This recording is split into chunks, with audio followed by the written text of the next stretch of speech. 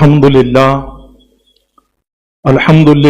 رب العالمین والعاقبۃ للمتقین والصلاة والسلام علی سید الانبیاء والمرسلین اما بعد فاعوذ باللہ من الشیطان الرجیم ببرکت بسم اللہ الرحمن الرحیم وَلِلَّهِ عَلَى النَّاسِ حِجُّ الْبَيْتَ مَنِ اسْتَطَاعَ إِلَيْهِ سَبِيلًا آمنت باللہ صدق اللہ العظیم وبلغنا رسوله النبی الامین المختار الکریم ونحن على ذلك لمن الشاہدین والشاکرین والحمد للہ رب العالمین۔ حاضرین بزم، محترم بزرگوں، نوجوان دوستوں، عزیز بچوں، سنی دعوت اسلامی کے آفیشیل یوٹیوب چینل کے ذریعے دیکھنے والے ناظرین اور سامعین حضرات، السلام علیکم ورحمۃ اللہ وبرکاتہ۔ آئیے کچھ سننے اور سنانے سے پہلے انتہائی عقیدت و محبت کے ساتھ ہم اور آپ سب مل کر اپنی اور ساری کائنات کے مرکز عقیدت رسول گرامی وقار ارواحنا فداہ صلی اللہ علیہ وسلم کی بارگاہ میں دل کی عطا گہرائیوں کے ساتھ مل کر پڑھیں الصلاۃ والسلام علیک یا رسول اللہ، الصلاۃ والسلام علیک یا حبیب اللہ، الصلاۃ والسلام علیک یا نبی اللہ، الصلاۃ والسلام علیک یا نور اللہ، وعلی آلک واصحابک یا نور اللہ صلی اللہ تعالی علیہ وسلم۔ بسم اللہ الرحمن الرحیم۔ نویت سنت الاعتکاف۔ میرے پیارے آقا صلی اللہ تعالی علیہ وسلم کے پیارے دیوانوں،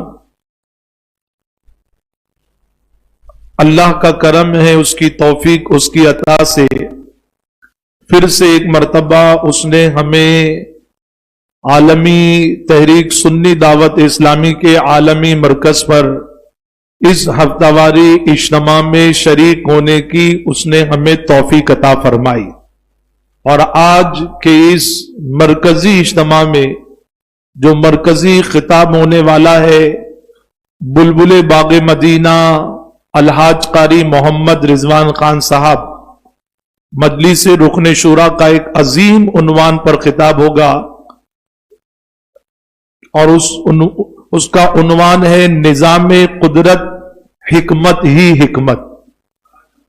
یہ بہت اہم عنوان ہے کہ اللہ نے جو قدرت کا نظام بنایا ہے اس کی کیا حکمتیں ہیں، اور اس میں صرف حکمت ہی حکمت ہے۔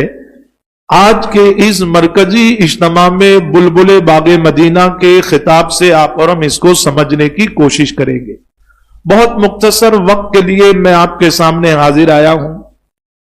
قرآن مقدس کے چوتھے پارے سورہ آل عمران کی شروع کی آیتوں میں سے غالباً آیت نمبر 4 کا آخری حصہ ہے، کیونکہ سورہ آل عمران کو آپ اور ہم پڑھیں تو اس میں ٹوٹل 200 آیتیں ہیں، 91 آیتیں تیسرے پارے میں اور باقی کی 109 آیتیں چوتھے پارے میں۔ یعنی جب چوتھے پارے کا آغاز ہوتا ہے آیت نمبر 92 سے، تو آیت نمبر 94 ہے غالباً، اس کے آخری حصے میں اللہ کریم فرماتا ہے وَلِلَّهِ عَلَى النَّاسِ حِجُّ الْبَيْتَ مَنِ اسْتَطَاعَ إِلَيْهِ سَبِيلًا، جس کا مفہوم ہے اور اللہ کے لیے لوگوں پر اس کے گھر کا حج کرنا یہ فرض ہے۔ کس پر فرض ہے؟ اسلام نے جو ہم پر عبادتوں کو فرض قرار دیا نا، تو کوئی ہرگز یہ نہ سوچے کہ ہم پر جو ہے اسلام نے معاذ اللہ کوئی بوجھ ڈال دیا ہے۔ اللہ اپنے بندوں پر اتنا بوجھ ڈالتا ہی نہیں کہ بندے اس بوجھ کو اٹھا نہ سکے. جیسے نماز پڑھنا ہے تو ہر مسلمان پر نماز فرض نہیں ہے، بلکہ عاقل بالغ مسلمان پر نماز فرض ہے. جو عقل والا نہیں، جس کو شعور نہیں، اس پر بھی نماز فرض نہیں.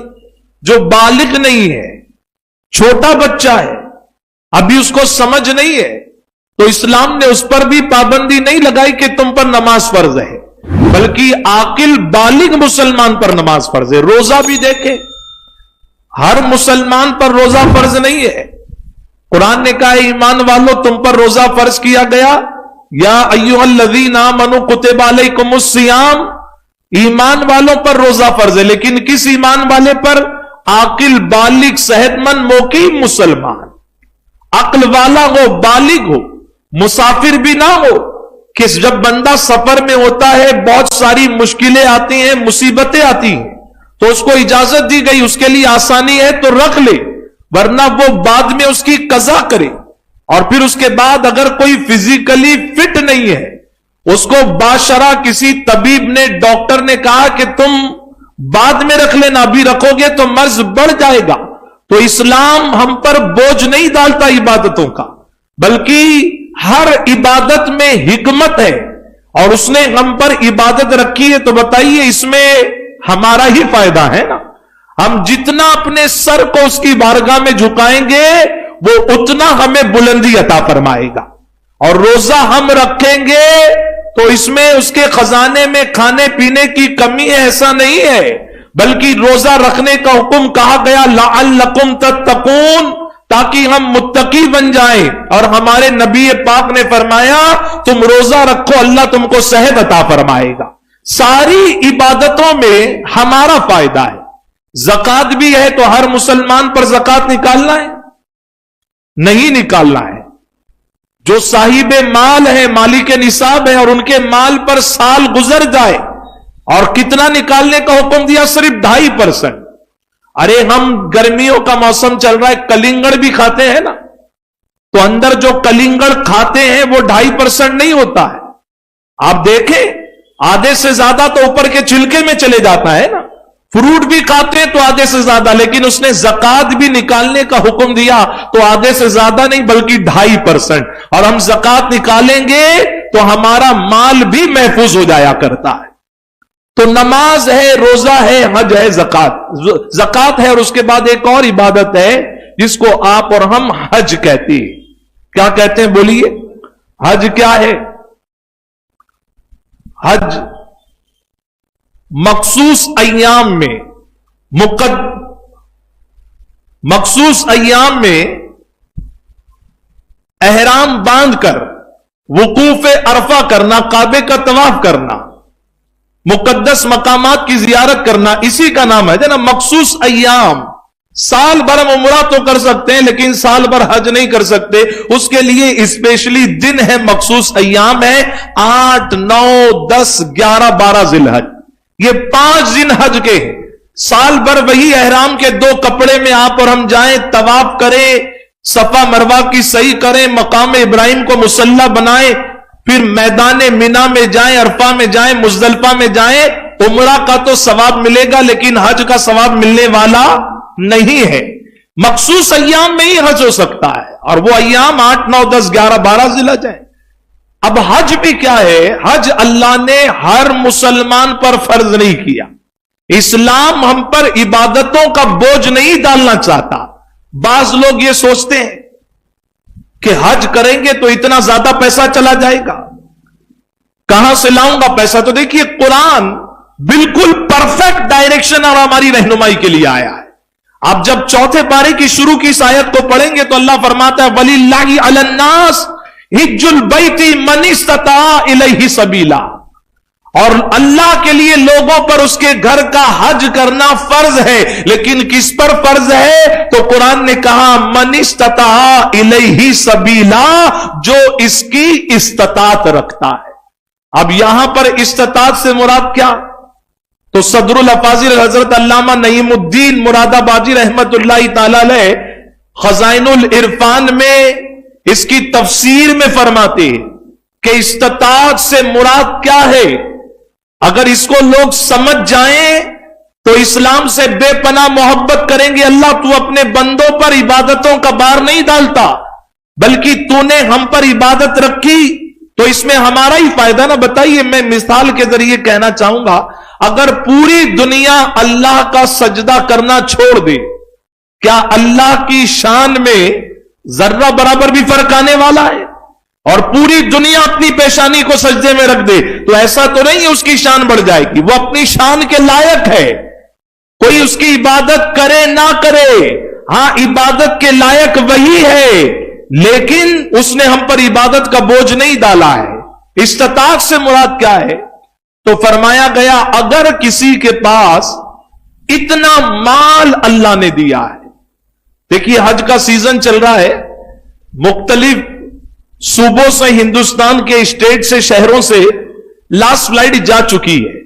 ممبئی سے ایک رپورٹ کے اعتبار سے 30 مئی کو لاسٹ فلائٹ جائے گی، بالکل حج کے قریب قریب وہ پہنچیں گے، لیکن بہت سارے آپ کو اسی شہر میں، اسی ملک میں ایسے بھی مل جائیں گے کہ جن کو اللہ نے لاکھوں نہیں، کروڑوں نہیں، اربوں روپیہ دیا ہے، وہ چاہیں تو اپنی مسجد کے امام صاحب کو ساتھ میں حج لے کر جا سکتے، غریب مؤذن صاحب کو ساتھ میں حج لے کر جا سکتے، کسی غریب نمازی کو ساتھ میں حج پر لے کر جا سکتے، کسی غریب مسلمان کو، اپنے رشتہ دار کو، اگر دوسروں کو نہیں تو ساتھ میں حج پر لے کر جا سکتے ہیں، لیکن جو خود ہی کرنا نہیں چاہتا وہ دوسرے کو کہاں لے کر جائے گا؟ حج ہر ایک پر فرض نہیں جو اس کی استطاعت رکھتا ہے۔ کسی کے پاس اتنا مال ہے، کتنا مال کہ جب وہ حج کے سفر پر جائے گا تو اس کو سفر کے آنے جانے میں، وہاں پر رہنے میں، کھانے پینے میں، قربانی کرنے میں، اور اس کا وہ جن کا کفیل ہے، اس کے اہل و عیال جن کی ذمہ داری اس پر ہے، اگر ان کے خرچے میں یہ سارے سفر کے دوران اس کی غیر حاضری میں نہ اس کو سفر میں تکلیف ہو، نہ یہاں گھر والوں کو تکلیف ہو، کسی کے پاس اتنا مال ہے تو پوری زندگی میں اس پر ایک مرتبہ حج کرنا کیا ہے بولیے جی؟ فرض ہے۔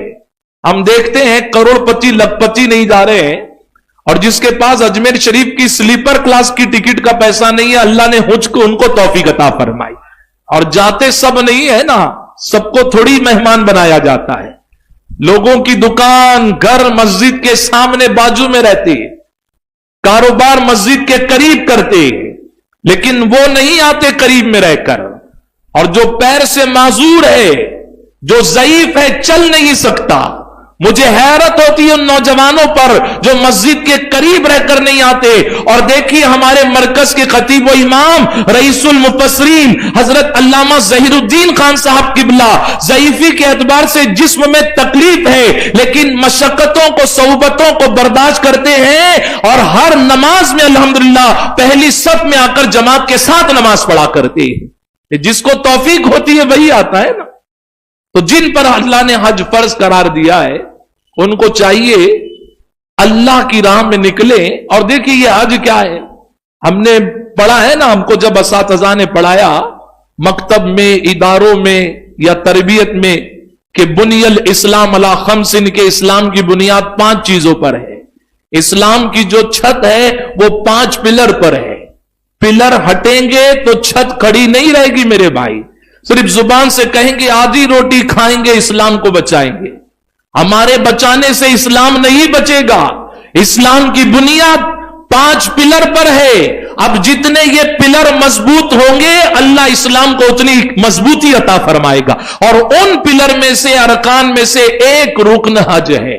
اب اگر ہم حج کریں گے جن پر اللہ نے فرض قرار دیا گیا ہے تو وہ پلر مضبوط ہوگا، اور پلر مضبوط ہوگا تو اللہ اسلام کو اتنی زیادہ قوت عطا فرمائے گا۔ باتیں بہت ساری ہیں، وضاحتی بیان ہمیشہ کرنا یہ ممکن نہیں ہوتا، کیونکہ ہمارے ذمہ داران رکن شورا نے شیڈول بنایا ہوا ہے مرکز کا کہ اتنے بجے سے اتنے بجے تک بیان ہوگا، ان کا بیان ہوگا، اس عنوان پر ہوگا۔ تو میں وقت زیادہ نہ لیتے ہوئے بس ایک بات آپ کے سامنے رکھ دوں، ایک روایت میں نے پڑھی ہے، کہ لوگ اگر اس کو سمجھ جائیں نا کہ حج ہاؤس سے 4.5 لاکھ روپے کے قریب ہوگا اور ٹور والے تو جس کا جیسا ٹور جس کی جیسی فیسلٹی وہ ویسا پیسہ لے لیتے ہیں، ہم ان کو کیا کہہ سکتے ہیں؟ لیکن بہرحال ایک موٹا حساب پکڑے وہاں 4.5 لاکھ یا 6 لاکھ ہے۔ اگر 6 لاکھ بھی پکڑے تو لوگ یہ سوچتے ہیں کہ میرے اکاؤنٹ سے یار 6 لاکھ چلا جائے گا، کمانے کے لیے کتنا ٹائم لگتا ہے۔ لیکن میں مانتا ہوں کہ یہ بہت سستا سودا ہے کہ اگر آپ کے 6 لاکھ جانے سے اس کا اجر جو اللہ عطا فرمانے والا ہے نا، حضرت ابو ہریرہ رضی اللہ تعالیٰ عنہ سے روایت، بخاری شریف کی روایت ہے، جو اخلاص کے ساتھ اللہ کی رضا کے لیے حج کرتا ہے، بے ہودگی سے اور فسق و فجور سے اپنے آپ کو روک کر اللہ کے لیے حج کرتا ہے، تو یہ 4.5 لاکھ 6 لاکھ ہم نہ دیکھیں، بلکہ حج کرنے والوں کو اللہ جو انعام عطا کرتا ہے، اللہ اکبر، اللہ کے حبیب فرماتے ہیں اس حج کرنے والے کو اللہ گناہ سے ایسا پاک کرتا ہے جیسے وہ آج ہی ماں کی کوکھ سے پیدا ہوا ہے۔ اب بتائیے 4.5 اور 6 لاکھ میں پوری زندگی کے اگر گناہ معاف ہو رہے ہیں تو پھر اعلیٰ حضرت کا وہ شعر یاد آتا ہے کہ وہ تو سستا سودا بیچ رہے ہیں جنت کا، ہم مفلس کا مول چکائیں، اپنا ہاتھ ہی خالی ہے۔ اسی لیے جن کو اللہ نے دولت دی انہیں چاہیے کہ وہ زندگی میں ایک مرتبہ حج کرے، اور جو نہیں کرتے ٹال مٹول، آج جاؤں گا اگلے سال جاؤں گا پھر جاؤں گا، جا کر آؤں گا تو داڑھی رکھنی پڑے گی، دندے میں جھوٹ بولنا پڑتا ہے، گالی دے کر بات کرتا ہوں، حاجی بن جاؤں گا تو یہ سب نہیں کرنا پڑے گا، تو یہ شیطان کا اور نفس کا جال ہے۔ حج کرنے والا بالکل یہ نہ کرے، لیکن بحیثیت مسلمان اگر کسی نے حج نہیں بھی کیا تو بھی اس کو داڑھی رکھنی ہے، تو بھی اس کو جھوٹ سے گالی گلوچ سے اپنے آپ کو روکا رکھنا ہے، اور جو نہیں کرتے پھر ان کے لیے کہا گیا کہ جن پر حج فرض ہے اور وہ نہیں کرتے، تو پھر کہا گیا کہ پھر وہ یہودی ہو کر مرے کہ پھر نصرانی ہو کر مرے۔ قرآن تو کہتا ہے وَلَا تَمُوتُنَّ إِلَّا وَأَنْتُمْ مُسْلِمُونَ، اور مت مرو مگر مسلمان ہو کر۔ یہ پیسہ ہمارے ایمان کا محافظ بن سکتا ہے کب؟ جب ہم اس کو اسی کی راہ میں خرچہ کریں گے۔ اللہ مجھے آپ کو سب کو کہنے سننے سے زیادہ عمل خیر کی توفیق عطا فرمائے۔ استغفر اللہ ربی من کل ذنب واتوب الیہ، لا الہ الا اللہ محمد الرسول اللہ صلی اللہ علیہ وسلم۔ اب آئیے بلا تاخیر حضرت مولانا محمد اکرم نجمی حشمتی صاحب سے ہمیں خوبصورت عنوان پر خطاب سنتے ہیں۔ آئیے آپ کے سامنے حضرت مولانا محمد اکرم نجمی حشمتی صاحب، السلام علیکم ورحمۃ اللہ وبرکاتہ۔